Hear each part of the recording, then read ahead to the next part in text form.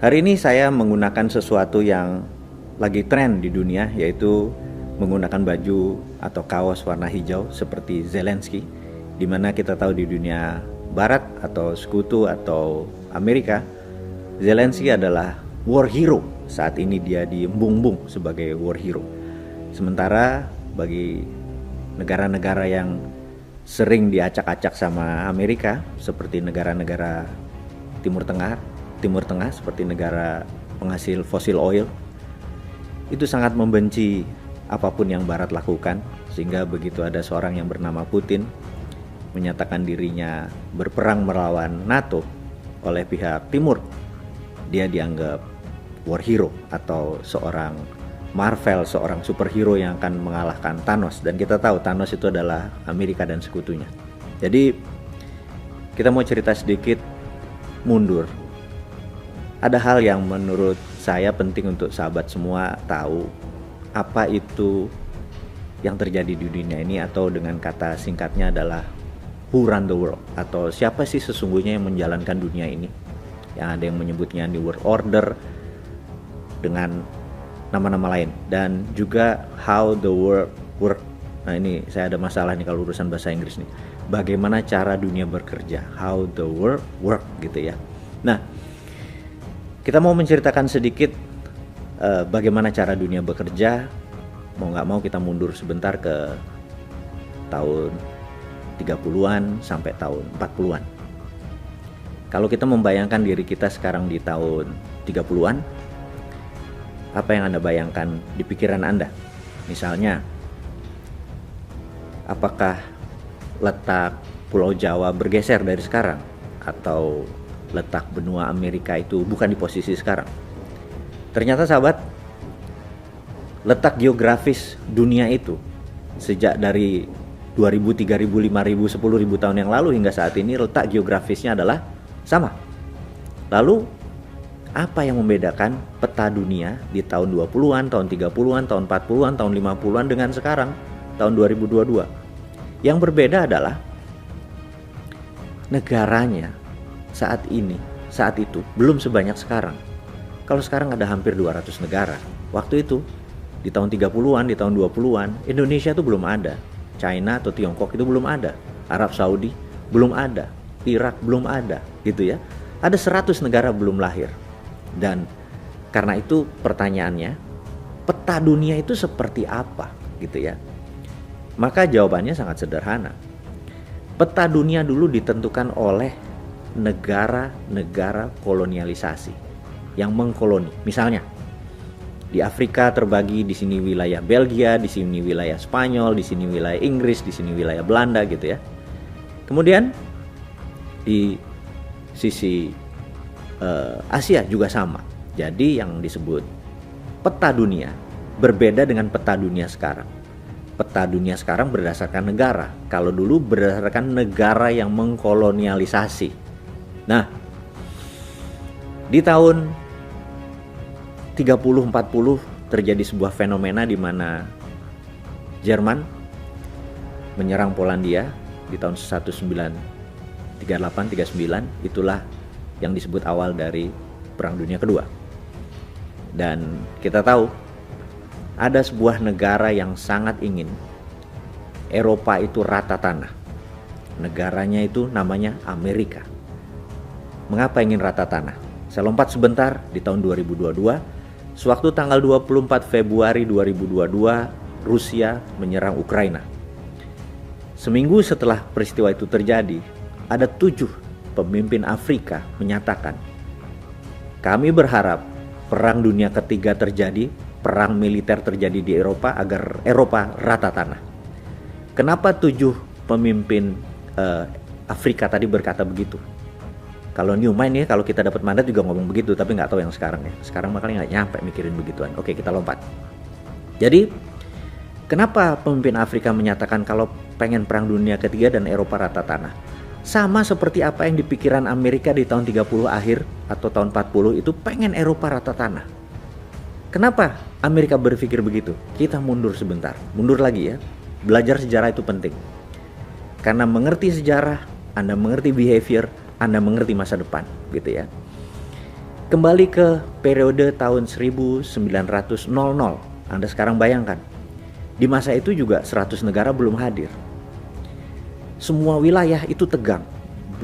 Di daerah Brazil misalnya, Portugal ribut sama Belgia, ribut sama Spanyol, kemudian di Indonesia, Inggris sama Belanda, di Afrika, hampir semua negara Eropa yang mempunyai wilayah kolonialisasi ribut satu sama lain.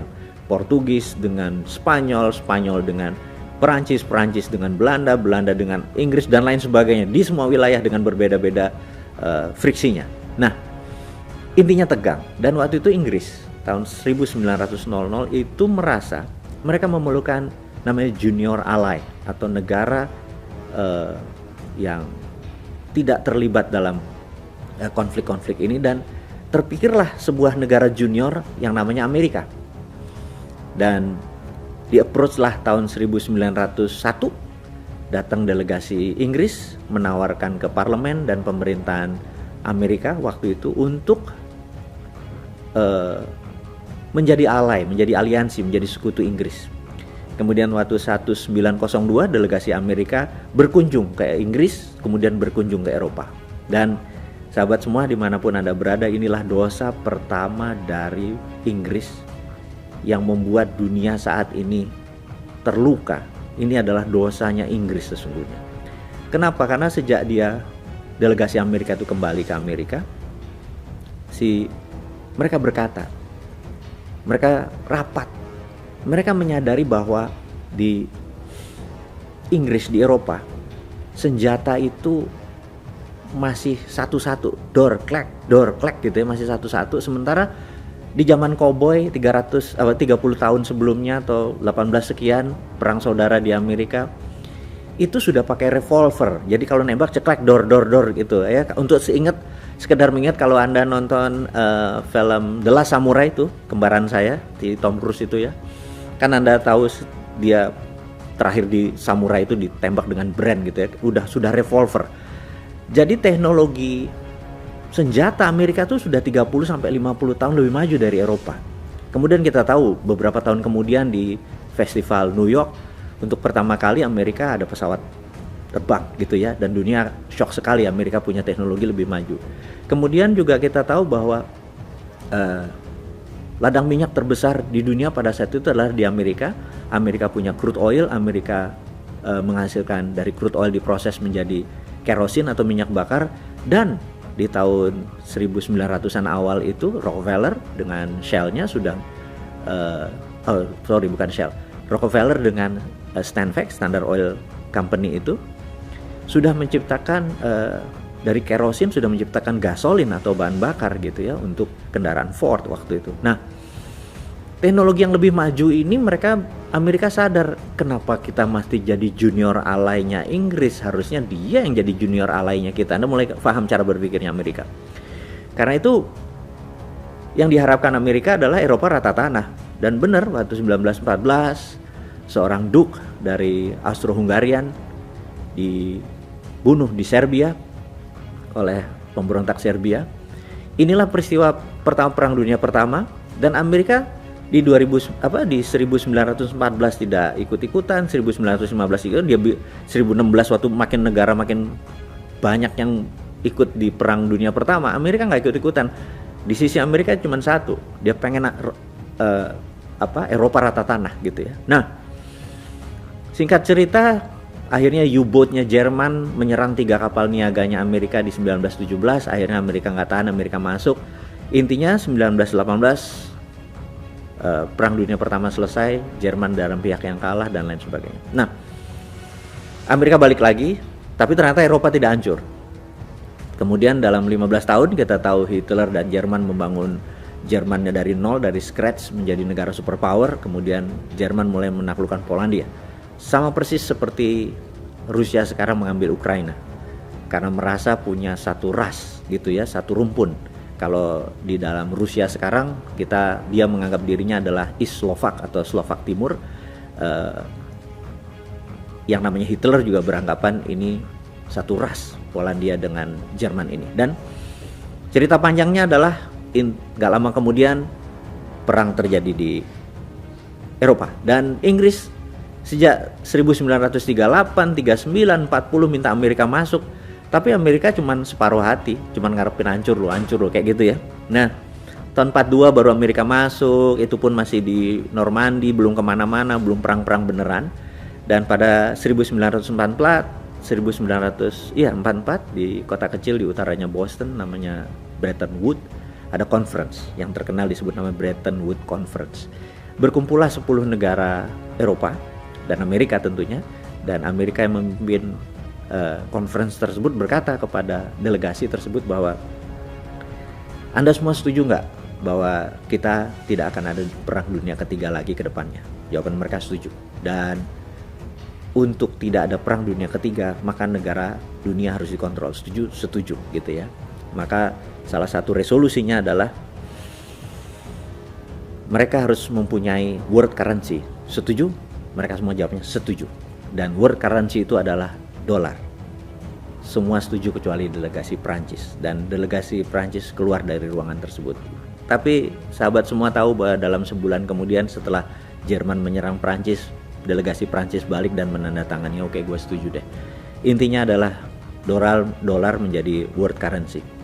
Yang kedua adalah mendirikan World Bank, bank yang untuk mengendalikan peredaran uang di dunia, dan International Monetary Fund atau IMF untuk pelaksanaan lending atau pinjaman. Dan yang menarik adalah untuk sebuah resolusi keluar dari IMF, suara voting itu harus mendapatkan 75% agree baru resolusi IMF keluar. Dan suara hak vote-nya negara Amerika adalah 26%. Singkatnya, kalau seluruh negara setuju itu baru 74%, alias resolusi tidak pernah solid, tidak pernah utuh, kecuali Amerika setuju. Jadi kita lihat bahwa dengan 26% suara itu Amerika adalah pengendali 100% IMF. Jadi itulah, kalau sahabat semua kita buka, inilah yang disebut who run the world, siapa yang menjalankan dunia, and how the world work, bagaimana cara dunia bekerja. Nah, sejak saat itu sebuah buku yang berjudul Long Telegram dari John F. Kennan.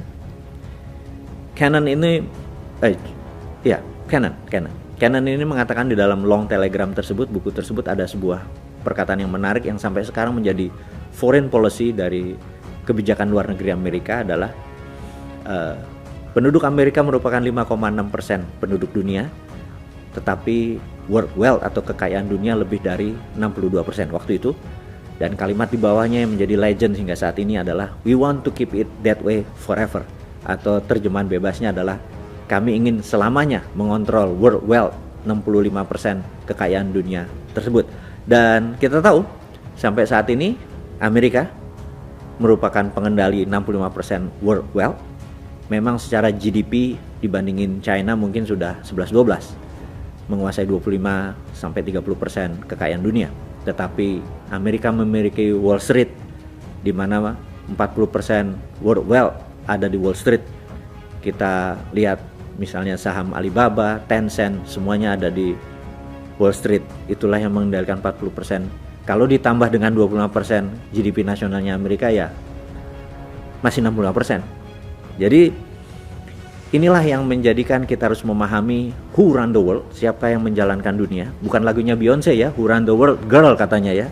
Ini bukan, ini who run the world adalah Amerika dengan konsepnya Barat. Kemudian world wealth masih dikuasai Amerika.